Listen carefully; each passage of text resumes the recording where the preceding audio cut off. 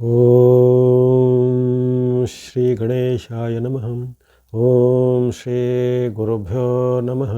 ನಮಃ ಸೂರ್ಯಾಯ ಚಂದ್ರ ಮಂಗಲಾಯ ಬುಧಾಯ ಚ ಗುರು ಶುಕ್ರ ಶನಿಭ್ಯಶ್ಚ ರಾಹವೇ ಕೇತವೇ ನಮಃ. ನಮಸ್ತೆ. ಆಸ್ಟ್ರೋ ಆಚಾರ್ಯ ಗುರೂಜಿ ವಾಹಿನಿಗೆ ತಮ್ಮೆಲ್ಲರಿಗೂ ಆಧಾರದ ಸ್ವಾಗತ. ವಾಹಿನಿಯ ನಿರಂತರ ವೀಕ್ಷಿಸಿ ಪ್ರೋತ್ಸಾಹಿಸಿ ಸಬ್ಸ್ಕ್ರೈಬ್ ಮಾಡುವಂಥ ತಮ್ಮೆಲ್ಲರಿಗೂ ಅನಂತ ಧನ್ಯವಾದಗಳನ್ನು ಸಲ್ಲಿಸುತ್ತಾ ಮಾಸ ಭವಿಷ್ಯದ ಕಾರ್ಯಕ್ರಮಕ್ಕೆ ಸ್ವಾಗತ. ಇದೇ ಸೆಪ್ಟೆಂಬರ್ ತಿಂಗಳ ಮಕರ ರಾಶಿಯ ಭವಿಷ್ಯವನ್ನೀಗ ಅವಲೋಕಿಸೋಣ. ಮಕರ ರಾಶಿಗೆ ಸೆಪ್ಟೆಂಬರ್ ತಿಂಗಳ ವಾಕ್ಯವಾಗಿ ಹಣಕಾಸು, ಭೂಮಿ, ಮನೆ ವಿಚಾರ ಉತ್ತಮ, ಆರೋಗ್ಯ, ಬಾಂಧವ್ಯ ಮಧ್ಯಮ ಬಂಧ ಒಂದು ವಾಕ್ಯ ಅನ್ವಯ ಆಗುತ್ತೆ. ಮಾಸ ಭವಿಷ್ಯ ಅಥವಾ ಒಂದು ತಿಂಗಳಿನ ಭವಿಷ್ಯವನ್ನು ಸರಾಸರಿಯಾಗಿ ಗಮನಿಸುವಾಗ ಅಲ್ಲಿ ಗ್ರಹಚಾರ ಅಂದರೆ ಗ್ರಹಗಳ ಗೋಚಾರ ಅಂತ ಹೇಳ್ತೇವೆ. ಸಾಮಾನ್ಯ ಆಡು ಭಾಷೆಯಲ್ಲಿ ಗ್ರಹಚಾರ ಅನ್ನೋದನ್ನು ಗೋಚಾರ ಅಂದರೆ ಈ ನಮಗೆ ಭೂಮಿಗೆ ಅನ್ವಯ ಆಗುವಂಥ ಪ್ರಭಾವಶಾಲಿ 9 ಗ್ರಹಗಳು. ಅಂದರೆ ಅಲ್ಲಿ ಸೂರ್ಯನನ್ನು ಸಹ ಒಂದು ಗ್ರಹದ ರಾಜನನ್ನಾಗಿ ಸೇರಿಸಿದರೆ ಹೊರತು ಸೂರ್ಯನು ಅದರ ಪ್ರತ್ಯೇಕವಾದ ಒಂದು ಅಸ್ತಿತ್ವವನ್ನು ಹೊಂದಿದ್ದಾನೆ. ಅಲ್ಲಿ ಆ 9 ವ್ಯವಸ್ಥೆಗಳ ಅದು ಕಿರಣಗಳು ನಮ್ಮ ಮೇಲೆ ಹೇಗೆ ಪ್ರಭಾವ ಬೀರುತ್ತೆ ಅನ್ನೋದರ ಮೇಲೆ ಅಲ್ಲಿ ಆ ಗೋಚಾರ ಫಲ ನಿರ್ಣಯ ಆಗುತ್ತೆ. ಅಸಂಖ್ಯಾತ ಗ್ರಹಗಳಿರ್ಬೋದು, ಅಸಂಖ್ಯಾತ ನಕ್ಷತ್ರಾದಿಗಳೆಲ್ಲ ಇರ್ತವೆ. ಆದರೆ ಸರಾಸರಿಯಾಗಿ ಒಂದು ಅನ್ವಯ ಆಗುವಾಗ ನಾವು ಕೆಲವೊಂದು ವಿಚಾರದಲ್ಲಿ ಯಾವ ವಿಚಾರವಾಗಿ ಸ್ವಲ್ಪ ಮುನ್ನೆಚ್ಚರಿಕೆಯನ್ನು ಗಮನಿಸಬೇಕು, ಯಾವ ವಿಚಾರವಾಗಿ ನಾವು ಅದನ್ನು ಅಳವಡಿಸ್ಕೊಳ್ಬೇಕು, ಯಾವುದನ್ನು ಮಾಡೋದು ಸ್ವಲ್ಪ ಮುಂದೂಡಬೇಕು, ಇವೆಲ್ಲ ವಿಚಾರ ಆ ಗೋಚಾರ ಫಲದಲ್ಲಿ ವ್ಯಕ್ತ ಆಗುತ್ತೆ. ಹಾಗೆಂದು ಇದು ಸಾಮಾನ್ಯವಾಗಿ ರಾಶಿಗಳ ಅನುಗುಣವಾಗಿ ಅಂದರೆ ಇದನ್ನು ಚಂದ್ರನ ರಾಶಿಗೆ ಅನುಗುಣವಾಗಿ ಹೇಳುವಂಥ ಪದ್ಧತಿ. ಇನ್ನು ಸೂರ್ಯನ ರಾಶಿಗೆ ಆಗಿ ಹೇಳುವಂಥ ಪದ್ಧತಿ ಇರುತ್ತೆ. ಸೌರಮಾನದ ಪದ್ಧತಿ, ಚಾಂದ್ರಮಾನ ಪದ್ಧತಿ, ಅಥವಾ ಈ ಆಧುನಿಕ ವಿಜ್ಞಾನಕ್ಕೆ ಅನುಸಾರವಾಗಿ ಕೆಲವೊಬ್ಬರು ಈ ವೆಸ್ಟರ್ನ್ ಅಂತ ಹೇಳ್ತವೆ, ಅದನ್ನು ಹೇಳುವಂಥ ಪದ್ಧತಿ. ಇಲ್ಲಿ ಈಗ ಚಂದ್ರನ ರಾಶಿ ಅನುಗುಣವಾಗಿ ನೀವು ಹುಟ್ಟಿದಾಗ ನಿಮ್ಮ ರಾಶಿಯಲ್ಲಿ ಚಂದ್ರನು ಎಲ್ಲಿದ್ದಾನೆ, ಆ ಕುಂಡಲಿಯಲ್ಲಿ ಜನ್ಮ ರಾಶಿಯಲ್ಲಿ ಚಂದ್ರನು ಯಾವ ರಾಶಿಯಲ್ಲಿ ಸ್ಥಿತನಾಗಿದ್ದಾನೋ ಅದರ ಮೇಲೆ ಹೇಳತಕ್ಕಂಥ ಇದು ಗೋಚಾರ ಫಲ ಆಗಿರುತ್ತೆ. ಮಕರ ರಾಶಿಗೆ ಈ ತಿಂಗಳಲ್ಲಿ ನಿಮ್ಮ ಉದ್ಯೋಗ, ವೃತ್ತಿ, ವ್ಯಾಪಾರ ಅಥವಾ ಆದಾಯದ ಬಗ್ಗೆ ಅಷ್ಟೇನು ಚಿಂತೆ ಬೇಕಾಗಿಲ್ಲ. ಅವೆಲ್ಲಕ್ಕೂ ಉತ್ತಮವಾದ ಅನುಗ್ರಹವಾಗುವಂಥ ನಿಮಗೆ ಗುರುಬಲದ ರಕ್ಷಣೆ ನಿಮಗೆ ತಿಂಗಳು ಪೂರ್ತಿ ಇದೆ. ಅದರಲ್ಲಿ ಯಾವುದೇ ಸಂಶಯ ಇಲ್ಲ.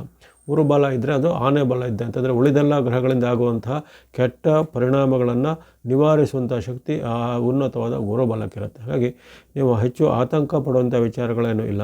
ಸಾಮಾನ್ಯವಾಗಿ ಎಲ್ಲ ಉತ್ತಮವಾಗಿ ನಡೆಯುತ್ತೆ, ವ್ಯವಸ್ಥಿತವಾಗಿ ಎಲ್ಲ ನಡೆಯುವಂಥದ್ದು. ಆದರೆ ಅಲ್ಲಿ ಗ್ರಹರಾಜನಾದಂಥ ಸೂರ್ಯನ ಬೆಂಬಲ ನಿಮಗೆ ಇರೋದಿಲ್ಲ. 8, 9 ಸ್ಥಾನ ಅಂದರೆ ಆರಂಭದಲ್ಲಿ 16ರವರೆಗೆ ಸೂರ್ಯನಿಂದ ಗಮನಿಸಿದಾಗ 16ನೇ ತಾರೀಕುವರೆಗೂ ನಿಮಗೆ ಸೂರ್ಯನ ಅಷ್ಟಮದಲ್ಲಿಯೂ 17ರಿಂದ ಅಲ್ಲಿ ಕನ್ಯಾ ರಾಶಿಗೆ ಸೂರ್ಯನ ಪ್ರವೇಶ ಆಗುತ್ತೆ.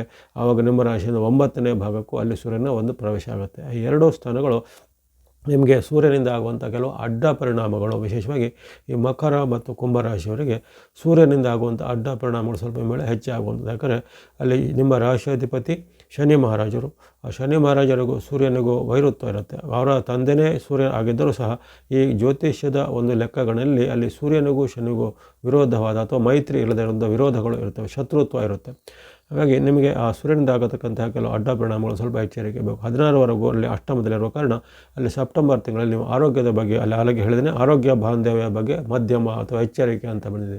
ಆರೋಗ್ಯದ ವಿಚಾರವಾಗಿ ಖಂಡಿತ ಸೆಪ್ಟೆಂಬರ್ ತಿಂಗಳಲ್ಲಿ ಈ ಮಕರ ರಾಶಿಯವರ ಎಚ್ಚರಿಕೆಯನ್ನು ವಹಿಸುವಂಥದ್ದು. ಅದು ನಿಮಗೆ ಈ ಹವಾಮಾನದಿಂದ ಆಗುವಂಥ ಅನಾರೋಗ್ಯ ತಲೆದೋರ್ಬೋದು.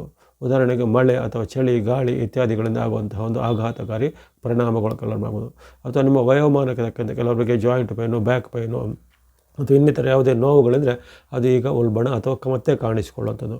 ಇನ್ನು ಹೊಸದಾಗಿ ಕೆಲವೊಬ್ಬರಿಗೆ ಆಹಾರದಿಂದ ಅಥವಾ ಬೇರೆ ಬೇರೆ ಕಾರಣಗಳಿಂದ ಅಥವಾ ವೃತ್ತಿ ಜಾಗದಲ್ಲಿ ಏನಾದರೂ ಅಪಘಾತಗಳಾಗುವೆ, ಅಲ್ಲಿ ತೊಂದರೆಗಳಾಗುವಂಥದ್ದು. ಹಾಗಾಗಿ ನೀವು ನಿಮ್ಮ ಆರೋಗ್ಯದ ಕಡೆಗೆ, ಜೊತೆಗೆ ಸೇಫ್ಟಿಯ ಕಡೆಗೆ, ಜೊತೆಗೆ ಪ್ರಯಾಣದಲ್ಲಿ, ಪ್ರವಾಸದಲ್ಲಿ ಅಥವಾ ಇನ್ನಿತರ ಸ್ಥಳಗಳಿಗೆ ಹೋಗುವಾಗ ಸೂಕ್ತವಾದ ಮುನ್ನೆಚ್ಚರಿಕೆಯನ್ನು, ಸೇಫ್ಟಿ ಪ್ರಿಕಾಷನ್ ಎಲ್ಲ ಅಳವಡಿಸ್ಕೊಳ್ಬೇಕು.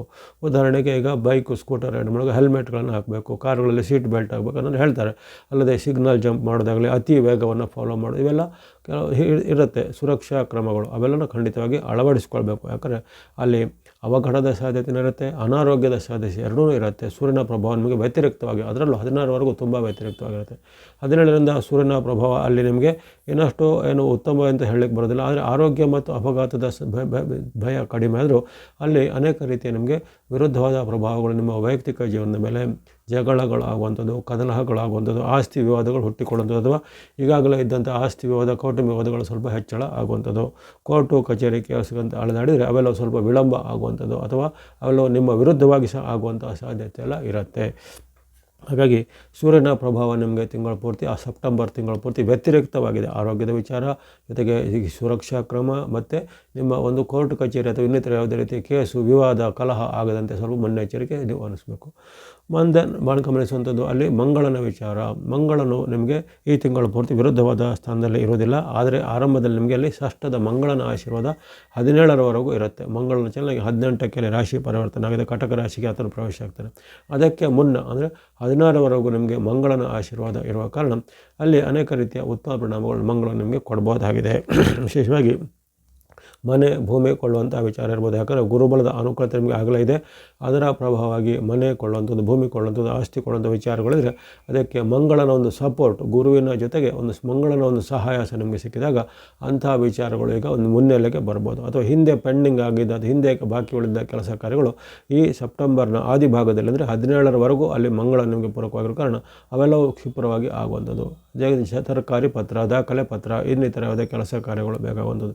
ವಿಶೇಷವಾಗಿ ಉದ್ಯೋಗ ಹುಡುಕುವಂಥವರಿಗೆ ಉದ್ಯೋಗ ಸಹ ಸಿಗುವಂಥ ಅವಕಾಶ 17ರ ಒಳಗೆ ಬಹಳ ಉಜ್ವಲವಾಗಿ ಅಂದರೆ ಬ್ರೈಟ್ ಆಗಿದೆ.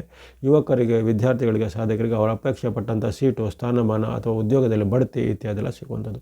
ವಿದೇಶದ ಉದ್ಯೋಗ ಮತ್ತು ವಿದೇಶದ ಏನಾದರೂ ವಿದ್ಯಾಭ್ಯಾಸದ ಪ್ರಯತ್ನ ಪಡೋರಿಗೆ ಸಹ ಈ ಒಂದು ಅವಕಾಶ ಮಂಗಳನು ಕೊಡಲಿದ್ದಾನೆ. ಈ ವರ್ಗಕ್ಕೆ ತುಂಬ ಒಂದು ಆಶಾದಾಯಕವಾದ ಈ ಫಲವನ್ನು ಮಕರ ರಾಶಿಯವರಿಗೆ ಆದಿ ಭಾಗದಲ್ಲಿ ಮಂಗಳನ ಒಂದು ಗುರುವಿನ ಆಶೀರ್ವಾದದಿಂದ ಪಡೆಯಬಹುದಾಗಿದೆ. ಹಾಗಾಗಿ ಬಳಿಕ ಮಂಗಳನ ಚಲನೆ ಆಗುತ್ತೆ. 18ರ ಅಲ್ಲಿ ಮಂಗಳನ ಚಲನೆ ಆದಾಗ ಅದು ಕಟಕ ರಾಶಿಗೆ ಬಂದಾಗ ನಮಗೆ ವಿರುದ್ಧ ಪ್ರಭಾವ ಆಗುತ್ತೆ. ಅದು ಏನು ಪ್ರಭಾವ ಅಂದರೆ 18ರಿಂದ ನಮಗೆ ಮಂಗಳನ ಅಡ್ಡ ಪ್ರಭಾವದ ಕಾರಣ ಮನೆಯಲ್ಲಿ ಕಲಹ, ವಾಗ್ವಾದ, ವಿಶೇಷವಾಗಿ ಪತಿ ಪತ್ನಿಯರ ಮಧ್ಯೆ ಅಥವಾ ಪ್ರೇಮಿ ಅಥವಾ ಲವರ್ಸ್ಗಳ ಮಧ್ಯೆ ಆಗುವಂಥ ಒಂದು ಭ್ರಮೆಗಳು, ಅದು ವಿರುದ್ಧ ಲಿಂಗದವರ ಜೊತೆಗೆ ವಾಗ್ವಾದ, ಕಲಹ ಆಗುವಂಥದ್ದು.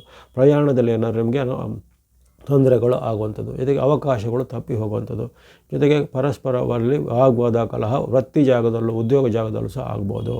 ಹಾಗಾಗಿ ಅಲ್ಲಿ ನಿಮ್ಮ ಸಮಾನ ವಯಸ್ಕರಲ್ಲಿ ಸ್ವಲ್ಪ ಜಾಸ್ತಿ ನಿಮಗೆ ಜಗಳ, ಕಲಹಗಳು ಆಗುವಂಥದ್ದೆಲ್ಲ ಸಾಧ್ಯತೆ ಜಾಸ್ತಿ ಇರುತ್ತೆ.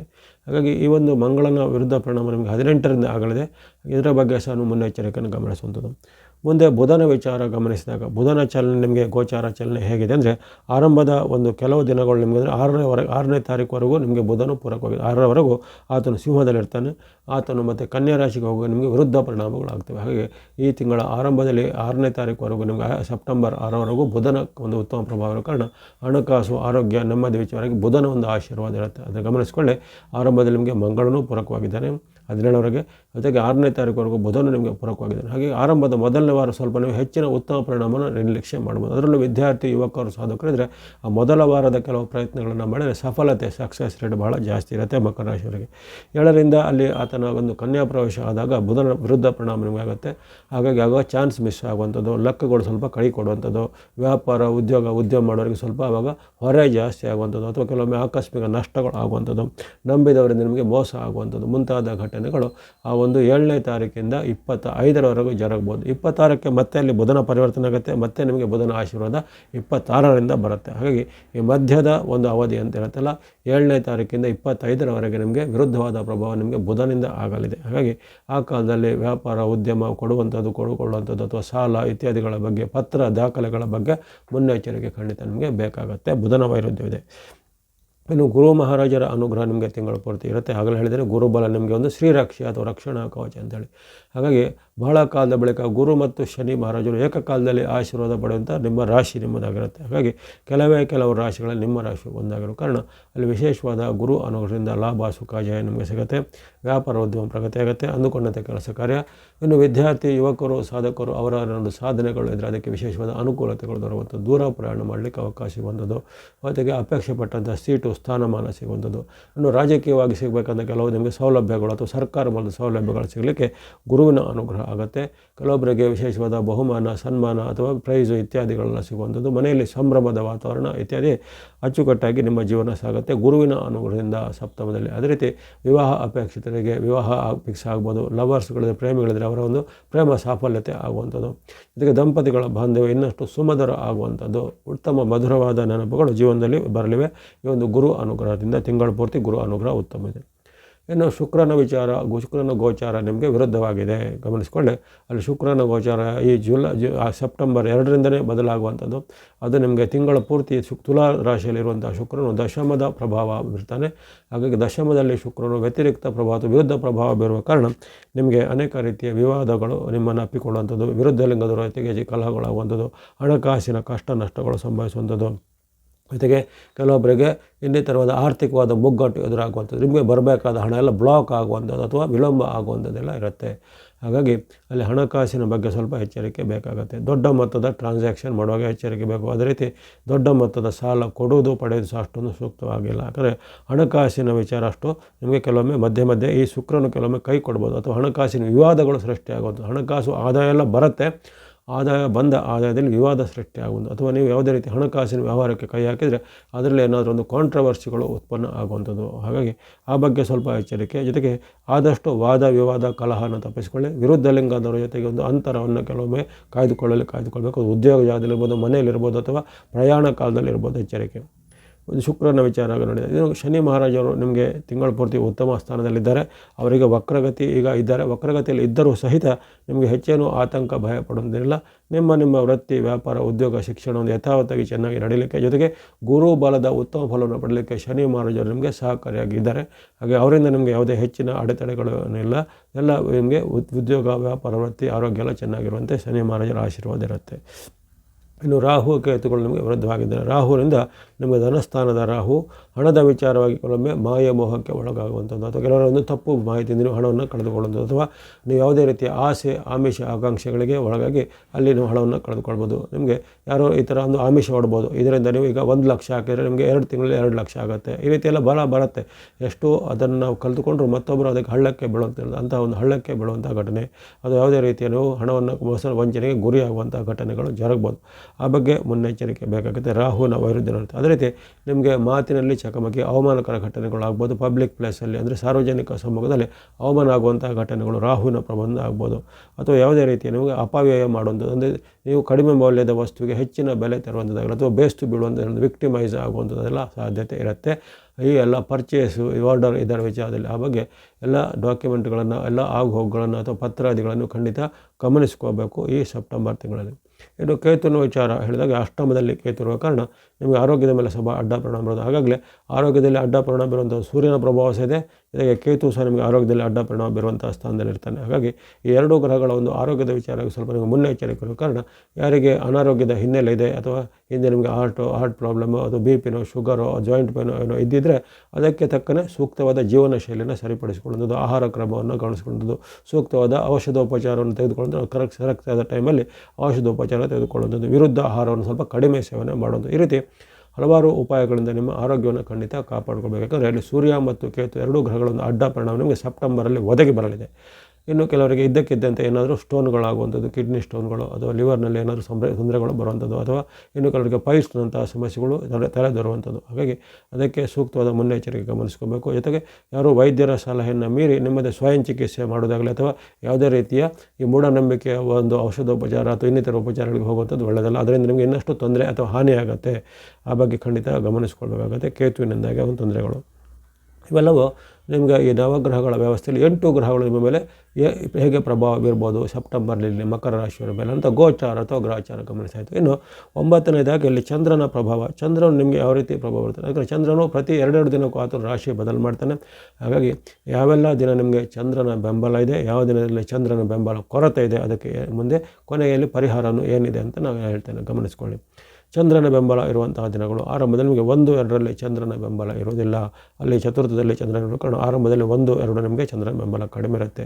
3, 4ರಲ್ಲಿ ಸಹ ನಿಮಗೆ ಚಂದ್ರನ ಬೆಂಬಲ ಕೊರತೆ ಇರುತ್ತೆ. ಹಾಗಾಗಿ ಕೆಲವೊಂದು ಏನೆಲ್ಲ ಹಿಂದೆ ಈಗ 9, 8 ಗ್ರಹಗಳ ಮುನ್ನೆಚ್ಚರಿಕೆ ಹೇಳಿದರೆ ಅದರಲ್ಲಿ ಕೆಲವು ಅನ್ವಯ ಇದರಲ್ಲೂ ಆಗಬಹುದು. ಹಾಗಾಗಿ ಅಲ್ಲಿ ಮಾತಿನ ಚಕಮಕಿ, ಕಲಹ, ವಾಗ್ವಾದಗಳು 1ರಿಂದ 4ವರೆಗೆ ಸಹ ಬರ್ಬೋದು ಆರಂಭದಲ್ಲಿ. ಆ ಬಳಿಕ 5ರಿಂದ 9ರವರೆಗೆ 5, 6, 7, 8, 9 ಚಂದ್ರನ ಬೆಂಬಲ ಅತ್ಯುತ್ತಮವಾಗಿದೆ. ಆವಾಗ ಯಶಸ್ಸು, ಕೀರ್ತಿ, ಜಯ, ಲಾಭ, ಸುಖ, ಶಾಂತಿ ಇದೆ. ಪ್ರಮುಖವಾದ ಕೆಲಸ ಕಾರ್ಯ, ಒಪ್ಪಂದ, ಸಹಿ, ಭೇಟಿ ಮಾಡೋದೆಲ್ಲ ಇದ್ದರೆ 5ರಿಂದ 9ರ ಅವಧಿಯಲ್ಲಿ ಚಂದ್ರನ ಬಲ ಬಹಳ ಉತ್ತಮ, ಅದನ್ನು ಗಮನಿಸ್ಕೊಳ್ಳಿ. ಆ ಬಳಿಕ ನಿಮಗೆ ಅಲ್ಲಿ 10ರಿಂದ 13ರವರೆಗೆ ಚಂದ್ರನ ಬಲ ಇಲ್ಲ. 10, 11, 12, 13ರಲ್ಲಿ ಅಲ್ಲಿ ವಿರುದ್ಧ ಪರಿಣಾಮಗಳು ಇರ್ತವೆ. ಹಾಗಾಗಿ ಕಷ್ಟ ನಷ್ಟ, ಮಾತಿನ ಚಕಮಕಿ, ಜಗಳ, ಕಲಹ ಆಗ್ಬೋದು. ಹಾಗೆ 10ರಿಂದ 13ರವರೆಗೆ ಚಂದ್ರನ ಬೆಂಬಲ ಕೊರತೆ ಇದೆ, ಎಚ್ಚರಿಕೆ ಬೇಕು. ಆ ಬಳಿಕ 14ರಿಂದ ನಿಮಗೆ 18ವರೆಗೆ 14, 15, 16, 17, 18 ಈ 14ರಿಂದ 18ವರೆಗೆ ಅವಧಿ ಬಹಳ ಅದ್ಭುತವಾಗಿ ಚಂದ್ರನ ಬೆಂಬಲ ಇರುತ್ತೆ. ಆ 4-5 ದಿನಗಳನ್ನು ಚೆನ್ನಾಗಿ ಸದುಪಯೋಗಪಡಿಸಿಕೊಳ್ಳುವಂಥದ್ದು. ವ್ಯಾಪಾರ ಉದ್ಯಮ ಪ್ರಗತಿ ಆಗುತ್ತೆ, ಹಣಕಾಸು ಕೈಗೆಲ್ಲ ಬರುತ್ತೆ, ಇಷ್ಟ ಕಾರ್ಯಗಳು ಬೇಗನೆ ಸಿದ್ಧಿಯಾಗುತ್ತೆ. ಆ ಬಳಿಕ 19, 20, 21, 22, 23 19ರಿಂದ 23ವರೆಗೆ ಮತ್ತೊಮ್ಮೆ ನಿಮಗೆ ಚಂದ್ರನ ಬಲದ ಸ್ವಲ್ಪ ಕೊರತೆ ಬರುತ್ತೆ. ಅದರಲ್ಲೂ 19, 20 ಸ್ವಲ್ಪ ಮುನ್ನೆಚ್ಚರಿಸಬೇಕು. 21, 22, 23ರಲ್ಲಿ ಪರವಾಗಿಲ್ಲ, ಉತ್ತಮವಾದ ಫಲ ಚಂದ್ರನು ಕೊಡಲಿದ್ದಾನೆ. 24, 25 ಮತ್ತೆ ನಿಮಗೆ ಸ್ವಲ್ಪ ಕಷ್ಟ ನಷ್ಟಗಳ ಸಾಧ್ಯತೆ ಬರ್ಬೋದು, ಆ ಬಗ್ಗೆ ಸ್ವಲ್ಪ ಮುನ್ನೆಚ್ಚರಿಕೆ. 26, 27 ಚಂದ್ರನ ಬೆಂಬಲ ಇದೆ, ಉತ್ತಮವಾದ ಫಲನ 26, 22ರಲ್ಲಿ ಪಡಿಬೋದು. ಇನ್ನು 28, 29, 30 ಈ 3 ದಿನಗಳು ನಿಮಗೆ ಅಷ್ಟೊಂದು ಉತ್ತಮವಾಗಿಲ್ಲ. 28, 29, 30ರಲ್ಲಿ ಸ್ವಲ್ಪ ಮಾತಿನ ಚಕಮಕಿ, ಕಲಹಗಳು ಆಗುವಂಥದ್ದು, ವಾಗ್ವಾದಗಳು ಆಗುವಂಥದ್ದು, ಜೊತೆಗೆ ಏರುಪೇರು ಆಗುವಂಥ ಘಟನೆಗಳು ಆಗ್ಬೋದು. ಹಾಗಾಗಿ ನೀವು ಚಂದ್ರನ ಬೆಂಬಲ ಇರುವಂತಹ ಡೇಟ್ಗಳನ್ನ ಗಮನಿಸಿಕೊಂಡು ಆ ದಿನಗಳಲ್ಲಿ ಪ್ರಮುಖವಾದ ಕೆಲಸ ಕಾರ್ಯ, ಭೇಟಿ, ಒಪ್ಪಂದ, ಸಹಿಗಳನ್ನು ಮಾಡಿಕೊಳ್ಳಿ. ವಿಶೇಷವಾಗಿ ಮತ್ತೊಮ್ಮೆ ಚಂದ್ರನ ಬೆಂಬಲ ಇರುವಂಥ ಡೇಟ್ಗಳು ಹೇಳ್ತೇನೆ. 5, 6, 7, 8, 9, 14, 15, 16, 17, 18, 21, 22, 23, 26, 27 ಈ ಡೇಟ್ಗಳು ನಿಮಗೆ ಚಂದ್ರನ ಅನುಕೂಲತೆ ಇದೆ. ಸುಮಾರು 15 ದಿನಗಳಲ್ಲಿ ಚಂದ್ರ ಅನುಕೂಲ ಇರುವಂಥ ರಾಶಿ ನಿಮ್ಮದಾಗಿರುತ್ತೆ. ಗುರುಬಲ ನಿಮಗೆ ಇದೆ. ಹಾಗಾಗಿ ಇವೆಲ್ಲವನ್ನು ಗಮನಿಸಿಕೊಂಡು ಸೂಕ್ತವಾದ ಸಮಯದಲ್ಲಿ ನಿಮ್ಮ ಕೆಲಸ ಕಾರ್ಯಗಳನ್ನು ಮಾಡಿಕೊಳ್ಳಿ. ಅದೇ ರೀತಿ ಕೆಲವರಿಗೆ ಈಗಾಗಲೇ ಹೇಳಿದರೆ ದೋಷಗಳು ಅಂತೇಳಿ, ಉದಾಹರಣೆಗೆ ಅಲ್ಲಿ ಮಂಗಳ, ರವಿ, ಬುಧ, ಕೆಲವೊಮ್ಮೆ ಶುಕ್ರ, ರಾಹು ಇವೆಲ್ಲ ವಿರುದ್ಧವಾಗಿರುತ್ತೆ. ಹಾಗಾಗಿ ಗಣೇಶನ ಭಕ್ತಿ ಮಾಡ್ಬೋದು, ಹನುಮಾನ್ ಭಕ್ತಿ ಮಾಡುವಂಥದ್ದು, ದೇವಿ ಮಹಾಲಕ್ಷ್ಮಿ ತಾಯಿ ಅಥವಾ ಅಮ್ಮನವರ ಭಕ್ತಿ, ಲಲಿತಾ ಸಹಸ್ರನಾಮ, ಯಾಕಂದರೆ ಶುಕ್ರನ ಅನುಗ್ರಹ ನಿಮಗೆ ಬೇಕಾಗುತ್ತೆ. ಹಾಗಾಗಿ ಲಲಿತಾ ಸಹಸ್ರನಾಮ, ಮಹಾಲಕ್ಷ್ಮಿ ಅಷ್ಟೋತ್ತರ ಸ್ತೋತ್ರ, ಮಹಾಲಕ್ಷ್ಮಿ ಅಷ್ಟಕ ಸ್ತೋತ್ರ, ಅದು ಯಾವುದೇ ದೇವಿಯ ಒಂದು ದೇವಾಲಯಗಳ ಸಂದರ್ಶನ ಮಾಡುವಂಥದ್ದು. ಅದೇ ರೀತಿ ನರಸಿಂಹಸ್ವಾಮಿ, ಲಕ್ಷ್ಮೀ ನರಸಿಂಹಸ್ವಾಮಿಯನ್ನು ಅಥವಾ ನಿಮ್ಮ ಕುಲ ದೇವತೆ, ಇಷ್ಟ ದೇವತೆಯನ್ನಾಗಲಿ ಈ ರೀತಿ ನವಗ್ರಹಗಳ ಸ್ತೋತ್ರವನ್ನಾಗಲಿ ಪಠನೆ ಮಾಡಿಕೊಳ್ಳಿ. ಎಲ್ಲ ಮಕರ ರಾಶಿಯವರಿಗೆ ಸೆಪ್ಟೆಂಬರ್ ತಿಂಗಳಲ್ಲಿ ಆರೋಗ್ಯ ಶಕ್ತಿ ಜಯಲ ಬಳಸಿದ್ದಾಗಲಿ. ವಾಹಿನಿಯ ನಿರಂತರ ಪ್ರೋತ್ಸಾಹಕ್ಕೆ ಧನ್ಯವಾದಗಳು. ಮುಂದೆ ನಿಮ್ಮ ಪ್ರೋತ್ಸಾಹ ನಿರಂತರ ಸಿಗ್ತಾ ಇರಲಿ. ಸರ್ವೇಶಾನಾಂ ಸನ್ಮಂಗಳಾನಿ ಭವಂತು.